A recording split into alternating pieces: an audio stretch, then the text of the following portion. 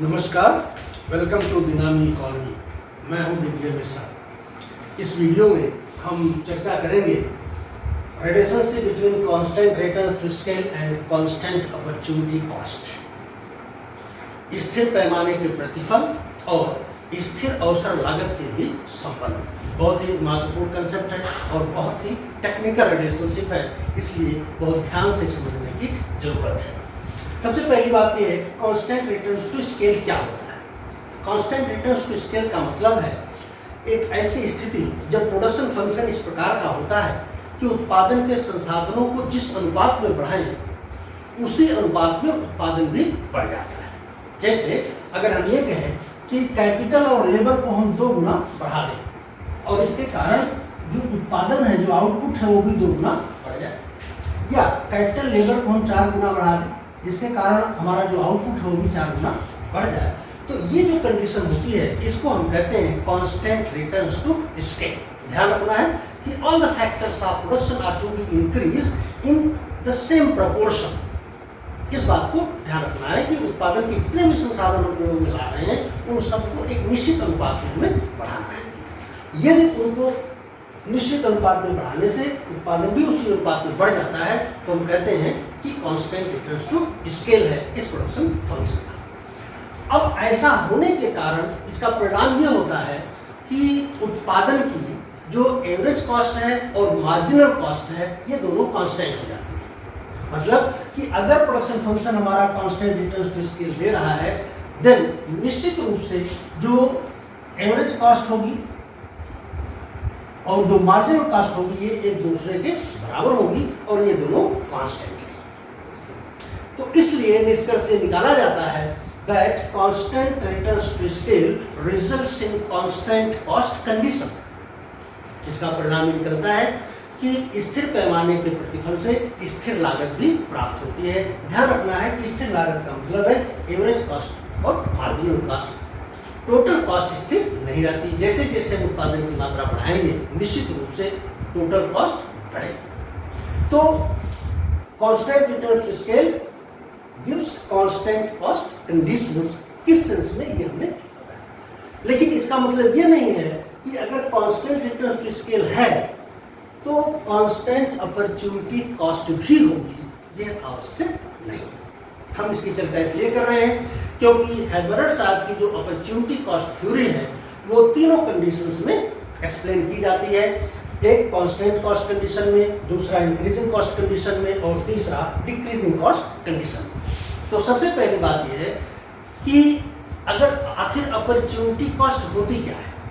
Opportunity cost का मतलब होता है कि किसी वस्तु की एक एक्स्ट्रा यूनिट प्रोड्यूस करने के लिए दूसरे वस्तु की जितनी मात्रा को छोड़ना पड़ता है उसे हम पहली वस्तु की अपॉर्चुनिटी कॉस्ट कहते हैं। Opportunity cost is the quantity of one commodity to be sacrificed in order to increase production of other community by 1 unit. इसे हम कहते हैं अपॉर्चुनिटी कॉस्ट। अगर ये स्थिर है यानी कि किसी वस्तु की प्रत्येक जो अगली इकाई का उत्पादन हो रहा है उसके बदले में दूसरी वस्तु की एक फिक्स क्वांटिटी को हमें सैक्रिफाइस करना पड़ रहा है, गिव अप करना पड़ रहा है, तो हम कहते हैं कि अपॉर्चुनिटी कॉस्ट स्थिर है। और अगर ऐसा नहीं है, बढ़ रही है या घट रही है, तो हम कहते हैं ये इंक्रीजिंग है या डिक्रीजिंग। जैसे हमने ये फिगर बनाया, इस केस में अपॉर्चुनिटी कॉस्ट कांस्टेंट है। क्यों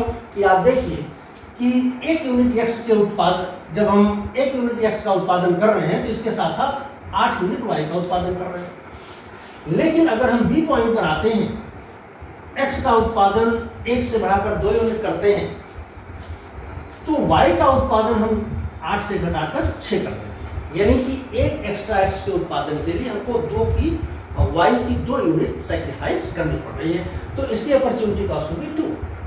जब हम 2 से 3 पर जाते हैं, एक्स का उत्पादन 1 यूनिट और बढ़ाते हैं तो वाई का उत्पादन 6 से घटाकर 4 करना पड़ता है। यहाँ फिर हम 2 यूनिट छोड़ते हैं वाई, तो यहाँ पर भी हमारा जो एक्स का अपॉर्चुनिटी कॉस्ट हुआ वो 2 हुआ। यानी कि एक्स की प्रत्येक एक इकाई के उत्पादन को बढ़ाने के लिए वाई की 2 इकाई का उत्पादन कम करना पड़ेगा। तो यहाँ पर ये हो गया स्थिर अवसर लागत। अब ये स्थिर अवसर लागत हो गई, इसलिए जो प्रोडक्शन पॉसिबिलिटी कर रहा है ये स्ट्रेट लाइन हो गया। ध्यान रखने वाली बात है, ये जो प्रोडक्शन पॉसिबिलिटी कर्व है वो स्ट्रेट लाइन हो गया। ये हमारा प्रोडक्शन पॉसिबिलिटी कर्व है P1 P2। इस केस में इंक्रीजिंग अपॉर्चुनिटी कॉस्ट है। यहाँ पर आप देखिए कि जैसे जैसे हम x का उत्पादन बढ़ाएंगे y की लगातार बढ़ती हुई मात्रा हमको छोड़नी पड़ रही है।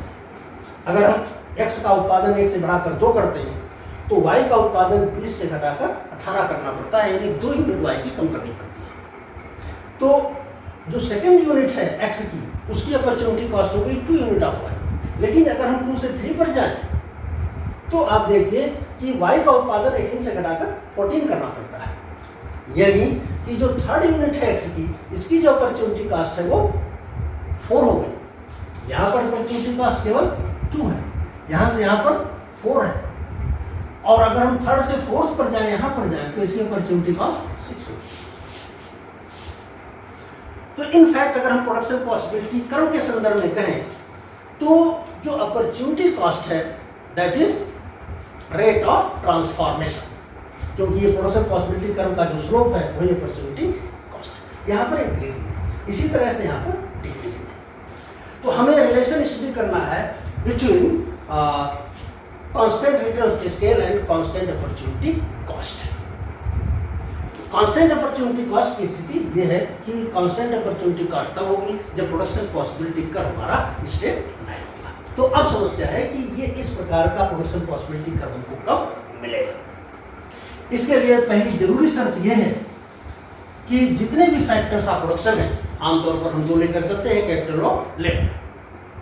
अगर हमें कांस्टेंट अपॉर्चुनिटी कॉस्ट प्राप्त करनी है या straight line production possibility curve प्राप्त करना है तो हमें ये मानकर चलना होगा कि जितने भी फैक्टर्स ऑफ प्रोडक्शन है दे आर होमोजीनियस।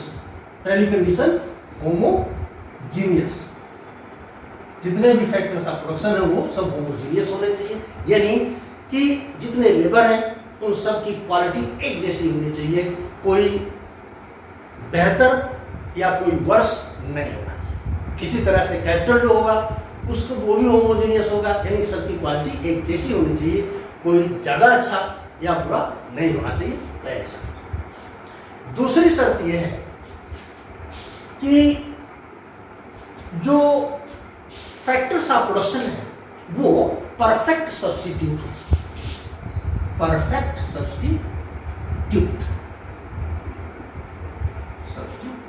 होने चाहिए।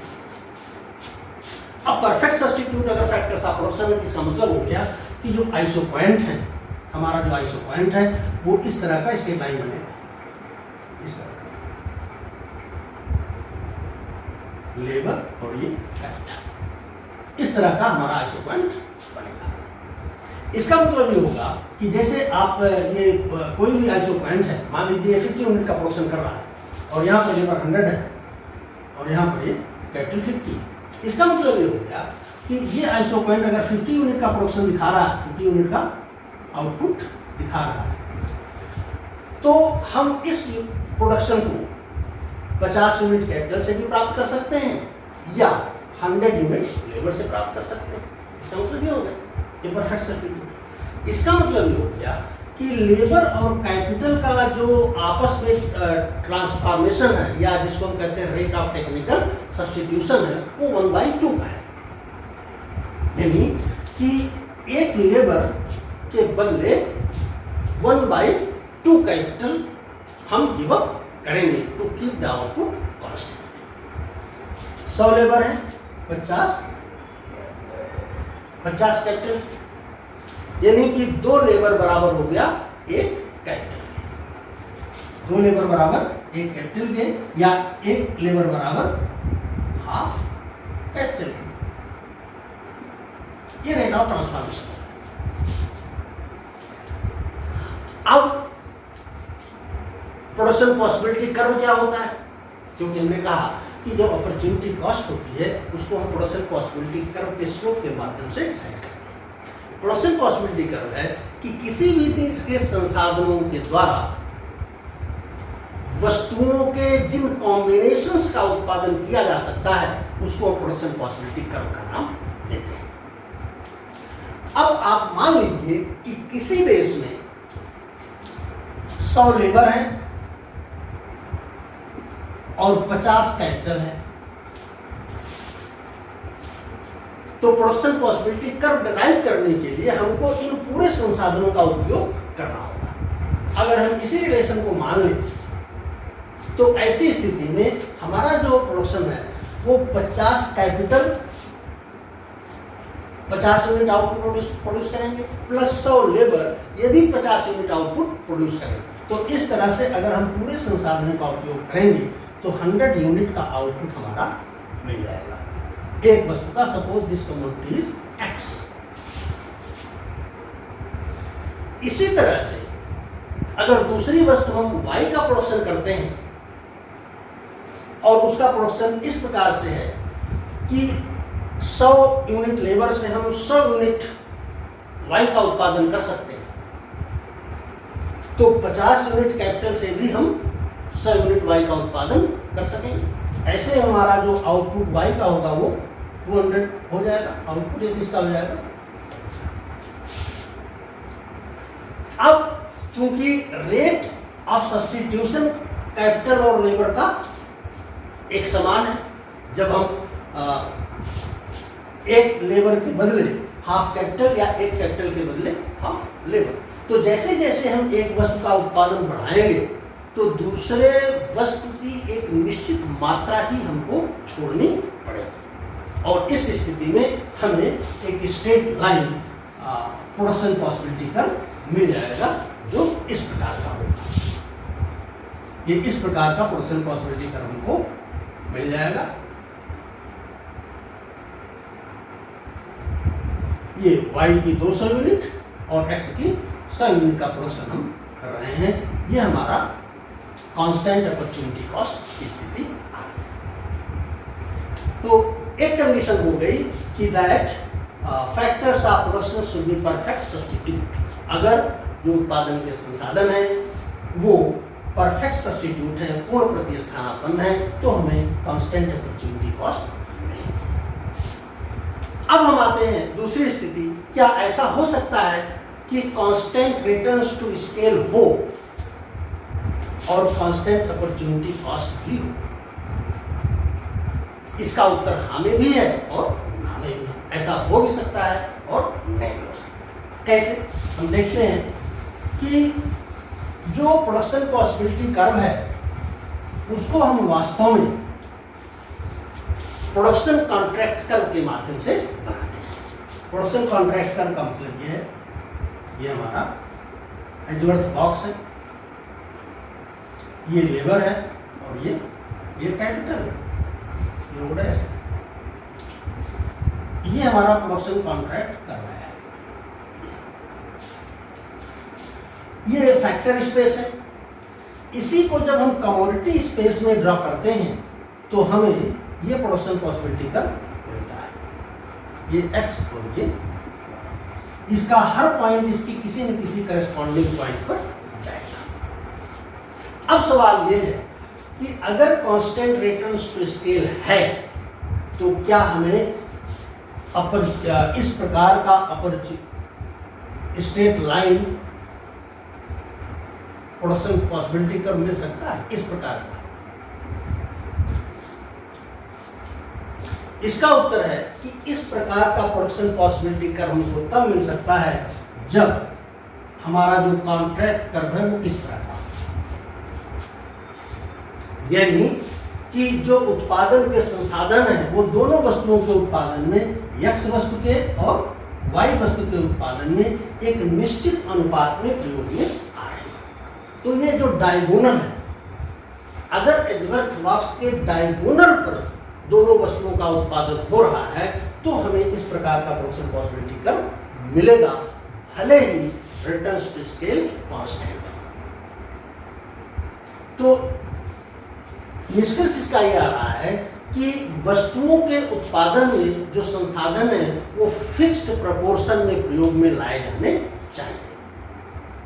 यानी कि अगर प्रोडक्शन फंक्शन हमारा कांस्टेंट रिटर्न्स टू स्केल दे रहा है और जो वस्तुओं के उत्पादन की जो फैक्टर इंटेंसिटी है वो दोनों वस्तुओं में एक समान है, तो फिर हमें इस तरह का कांस्टेंट अपॉर्चुनिटी कॉस्ट मिलेगा।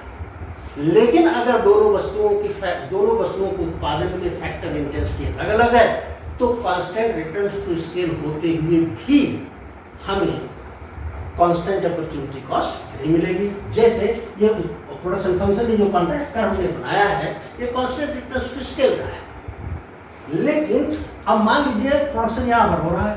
अब यहाँ पर आप देखें ये आप यहाँ पर एक्स वस्तु के उत्पादन में फैक्टर इंटेंसिटी जो है वो आर का स्लोप है, जबकि वाई वस्तु के उत्पादन में factor intensity O dash R का है। तो यहाँ पर एक्स वस्तु जो है वो ज्यादा लेबर इंटेंसिव है, जबकि वाई वस्तु ज्यादा कैपिटल इंटेंसिव है। तो ऐसी स्थिति में अगर कांस्टेंट रिटर्न्स टू स्केल है और कॉन्ट्रैक्ट कर इस प्रकार का बढ़ रहा है, यानी कि दोनों वस्तुओं के उत्पादन में जो फैक्टर इंटेंसिटी है वो अलग अलग है, तो फिर हमें इस प्रकार का कॉन्ट्रैक्ट कर मिलेगा। लेकिन अगर दोनों वस्तुओं के उत्पादन में जो फैक्टर इंटेंसिटी है वो एक समान है, जो डायगोनल के बराबर है, तो फिर हमें इस प्रकार का प्रोडक्शन पॉसिबिलिटी कर्व मिलेगा जब अपॉर्चुनिटी कॉस्ट कांस्टेंट। यहाँ ध्यान हमें ये रखना है कि जो फैक्टर इंटेंसिटी है वो डायगोनल के स्लोप के बराबर ही होनी चाहिए, क्योंकि अगर कोई दूसरा स्लोप हुआ तो फिर जो प्रोडक्शन पॉसिबिलिटी कर्व की डेफिनेशन है कि उन कॉम्बिनेशंस को प्राप्त करना जो उत्पादन के संसाधनों का पूरा उपयोग करते हुए प्राप्त होते हो, वो हमारी जो मान्यता है वो टूट जाएगी। कैसे? जैसे आप ये देखिए कि अगर हम ये हमारा एजवर्थ बॉक्स है, अगर डायगोनल के अलावा कोई दूसरा प्रोपोर्शन दोनों वस्तुओं के उत्पादन में लग रहा है, एक्स है और ये वाई है, ओडेस, अगर इससे कम उत्पादन, इससे कम प्रोपोर्शन लग रहा है, मान लीजिए कुछ इस तरह का हो गया, तो यहां पर आप देखिए कि इतनी मात्रा में जो कैपिटल है वो अनयूटिलाइज्ड रह जाएगा। अगर इससे ज्यादा प्रोपोर्शन लगता है, मान लीजिए कुछ इस तरह का है यहाँ पर, तो ये जो इतनी मात्रा में लेबर है वो अनयूटिलाइज्ड रह जाएगा। जबकि हम प्रोडक्शन पॉसिबिलिटी कर्व जो डिफाइन करते हैं वो डिफाइन करते हैं दो combination of goods which can be obtained by utilising all the resources of the nation. ऐसी स्थिति में हम नेशन के रिसोर्सेज का पूरा उपयोग नहीं कर सकते, कोई न कोई सरप्लस होगा। केवल एक स्थिति ऐसी बनती है जब डायगोनल के अकॉर्डिंग जो हमारा रेशियो आ रहा है उस अनुपात में जब हम वस्तुओं फैक्टर्स का उपयोग वस्तुओं के प्रोडक्शन में करेंगे, तब जाकर के हमारा जो ये प्रोडक्शन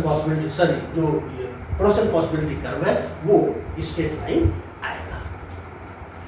तो जो शर्त आ गई वो ये आ गई कि या तो परफेक्ट सब्स्टिट्यूट हो या दोनों वस्तुओं के उत्पादन में संसाधनों का उपयोग फिक्स्ड प्रोपोर्शन में हो रहा हो, और वो फिक्स्ड प्रोपोर्शन भी और कुछ ना हो बल्कि डायगोनल के बराबर।